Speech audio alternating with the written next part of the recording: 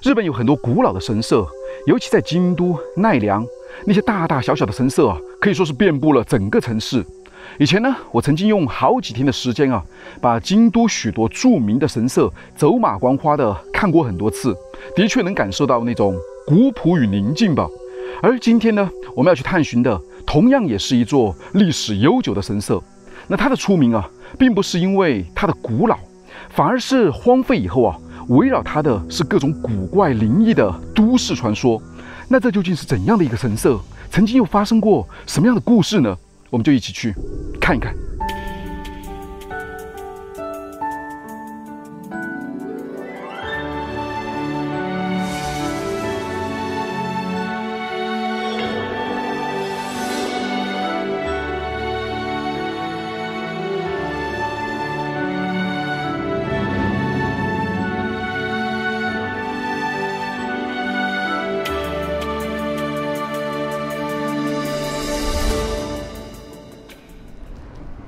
嗨，大家好，我是阿生。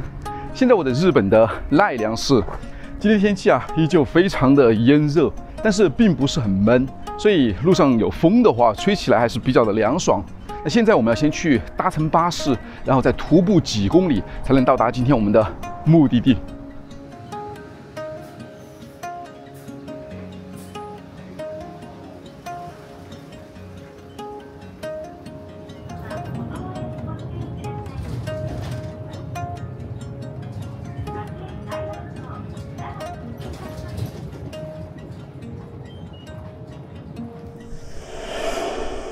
下车，现在已经徒步了一会儿了，天气啊依然非常的炎热，我们还得走大概2公里左右的距离吧。那以前在日本的民间啊，就有这样的一种说法，但在国内我也听说过，就是说啊，最好是不要去那种废弃荒漠的神社，因为如果去了以后呢，很容易把那种魔或者说是一些不干净的东西啊，就带回来。你有听说过吗？听说过，说是容易引鬼上身。引鬼上身啊，这种说法不管是真是假，但是不难否定的是，如果你听到以后啊，就会有那种先入为主的一种心理吧，就会默默的产生一种不安。当然我也没有去过这个神社啊，也不知道怎么样。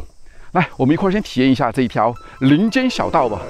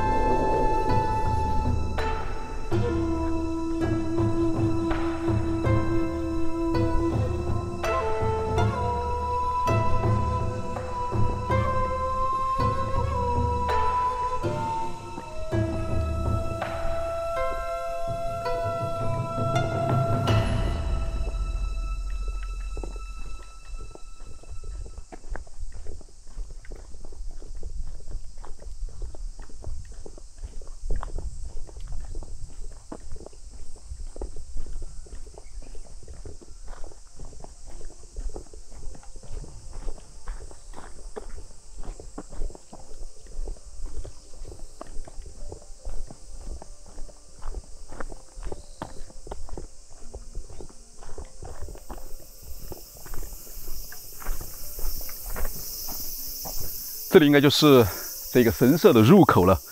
那这是一个石造的鸟居，上面刻上了白高大神，看上去还是蛮古老的。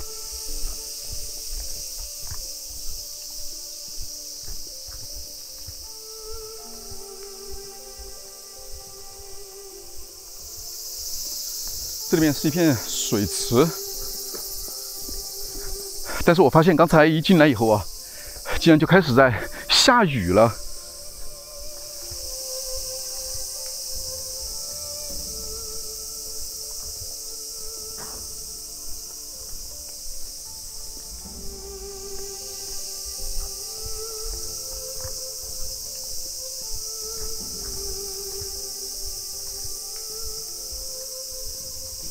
你看这里写上了神理教龙川刑场。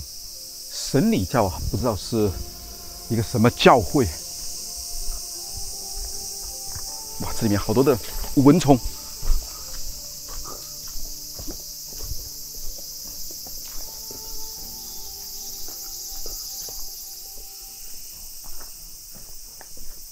你看，在这个石鸟居上面啊，刻上了白龙大神，还有古女郎大神。你看，这2棵松树的中间啊，有一扇红色的铁门，上面刻上了“祝愿学神成就”。这有点像是国内的那种家长啊，希望自己的小孩呢，就是那种望子成龙嘛，希望他们变成学霸。但是这么小的一扇门呢，是让谁通行的呢？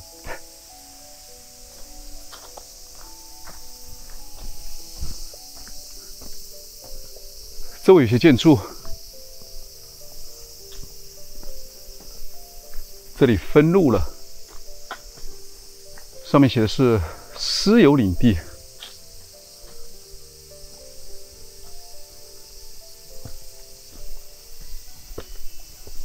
我们从左边来看一下，你看，在这个鸟居上面刻上了“天在诸神”。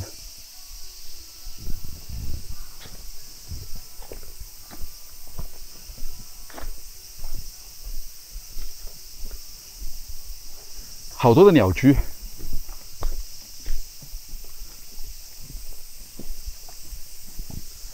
你这里有个告示啊，写什么？神社内什么摄影？但在这个地方很奇怪的是，什么被害？什么提出什么不法分子？难道这里面真是发生过什么意外吗？带我们去看一下。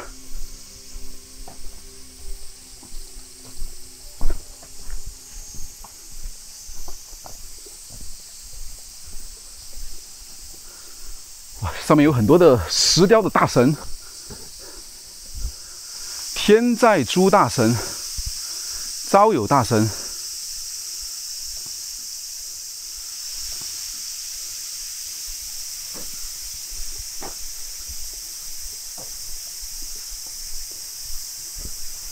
古女郎大神，哇，下面又是一条比较幽深的小道了。在旁边这里还有一条小溪，哦，注意哦，这路有点不太好走哦。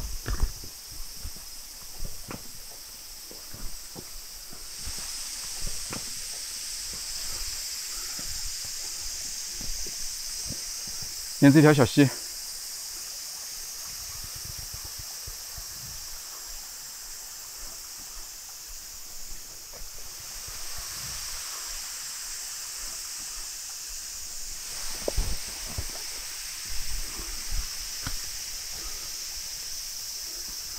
可能这里以前应该是住过人家，周围还有什么冰箱啊、水桶之类的。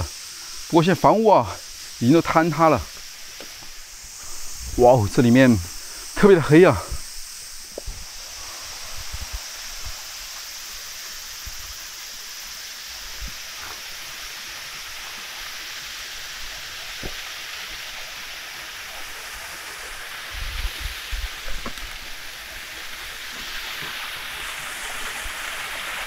一个小小的瀑布，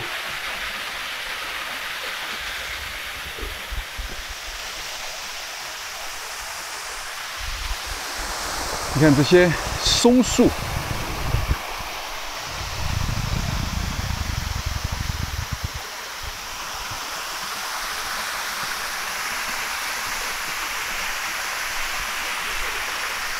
时光城镇品吕密。有龙大神，你看，在这个神社的最深处这里啊，竟然有一个洞。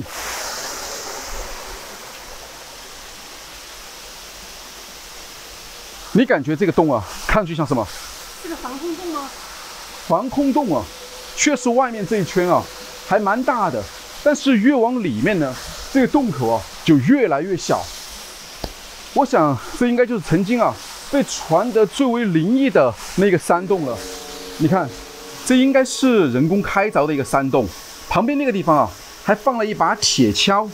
而以前确实有人说这是防空洞，因为在那个战争的年代啊，这里死过不少的人，所以有不少的怨念啊，应该是一直聚集在这个附近吧。时常就会被人看到。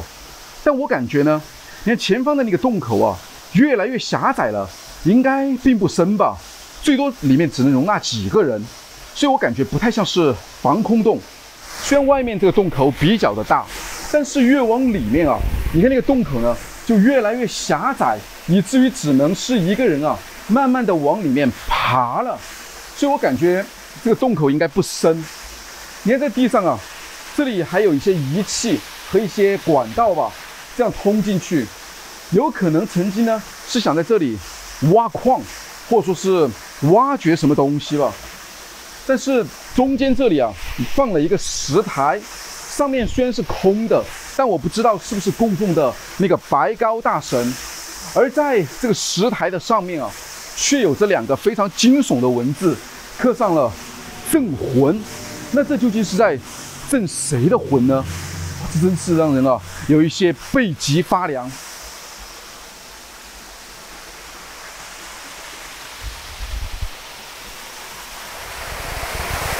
你看这瀑布的水啊，就从上面这样流下来的。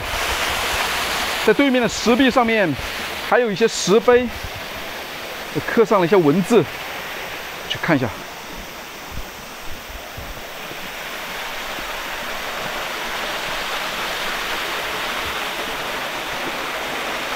这文字看不太清楚了。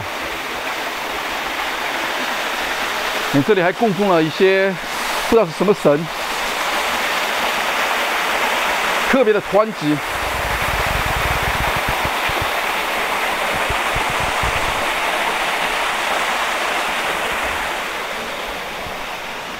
好，走，我们再过去看一下。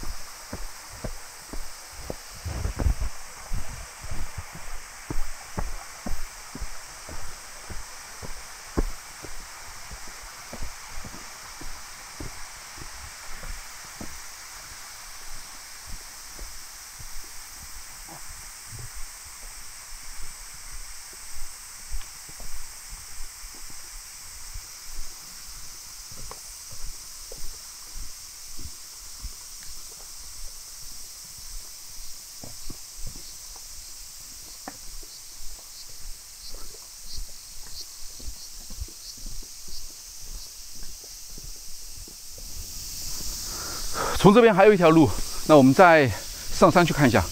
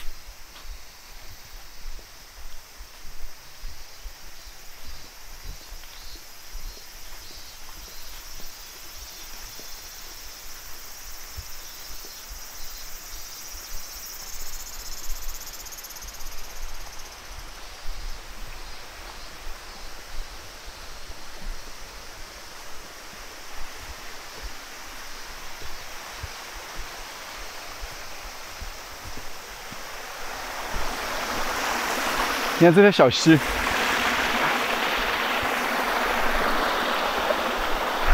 稍微小心点。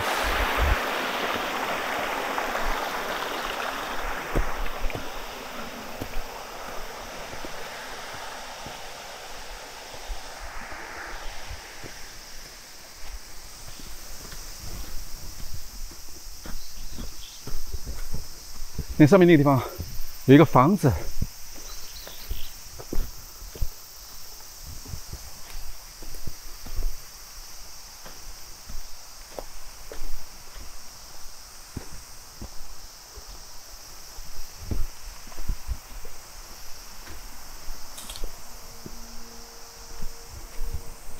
是一个寺庙。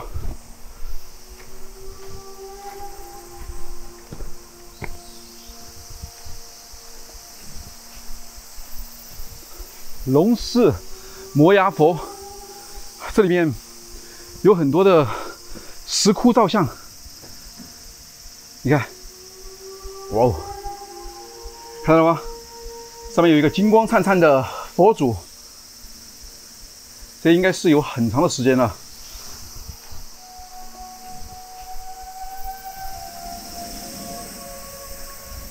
门是锁上的。你看这里，啊，放了什么东西？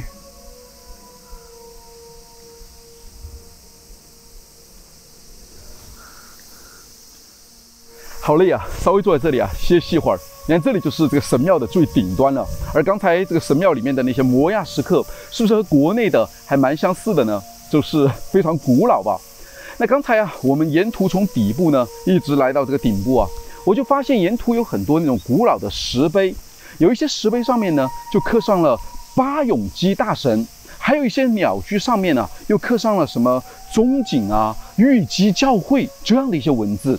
那很多民间的传说或者说是那种灵异的故事啊，其实也就来自于这些文字上面。那相传啊，这个玉基教会呢，它其实是一个古老的宗教团体吧。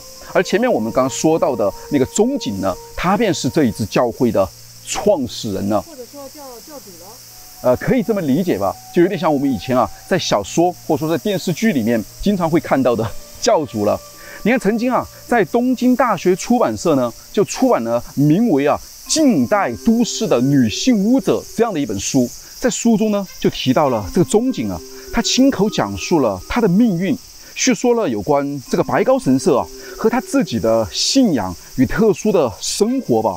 那他大概出生在1903年奈良的一户农家吧，而在8岁的时候啊，就遭遇了降神。那听着有点玄学。对，这有点像是国内以前啊，我们经常会听说那种算命先生吧，请求神灵呢降临在他的身上，然后帮助那些需要去问神的人呢解答一些疑惑吧，大概是这样。而后来呢，却用这里啊祭祀观音瀑布的水净身以后，竟然神奇的就好了。就是我们刚才过来的那条瀑布。对，就是刚才我们看到的那个瀑布的水。听闻了这个传闻以后呢，这个中景啊也独自一个人呢来到这里进行修行。而2年过去后呢，有一天啊，他就发现，哎，突然好像自己的眼睛啊前面一片光色，好像自己也能看到光彩了。原来啊，是一个名为白高的白狐之神显灵了。这个事情传开以后呢，从此这个中景啊就被称为能听得见神之话语的女巫吧，这个名声大噪啊。同时呢，也有各地的信众前来参拜，追随于他。这个神社可以说是一度成为了最知名的地方吧。不过时间到了1964年的时候呢，随着中景啊他过世以后，这个神社呢也就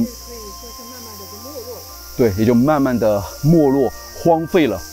你看，曾经巫女修行与诵法的古老神社啊，因为巫女的过世而变得荒废不堪，甚至变成了灵异之地。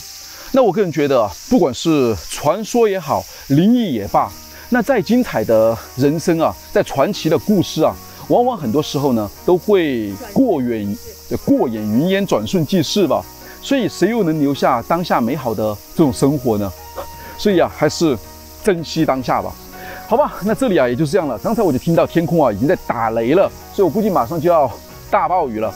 那这里啊，也就是这样了。那我是阿生，我是小轩。那现在呢，我们在奈良的农川神社。那我们的旅行啊，又将继续。那我们下期再见。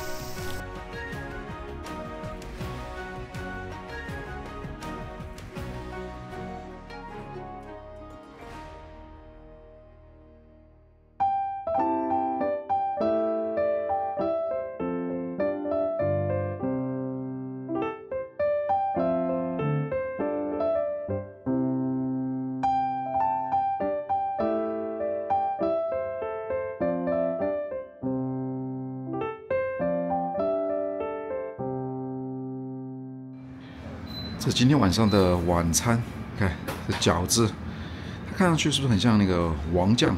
其实我觉得就是一般的锅贴吧。而它的这个佐料啊，你看这是秘制的，自家制造的。看一下，海椒酱，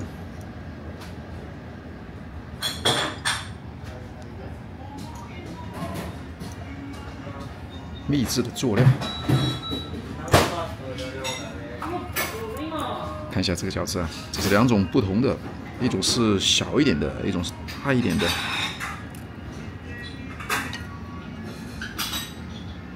哇，这个粘得很紧啊！嘿，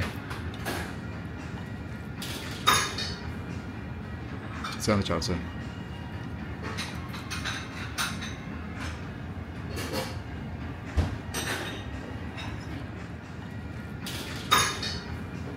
这个味道一般。就是那种白菜饺子吧，看一下这个大一点的，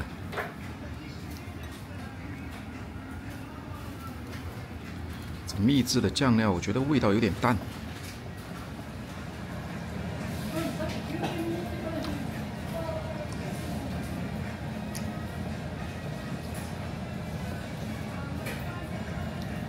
也是白菜饺子。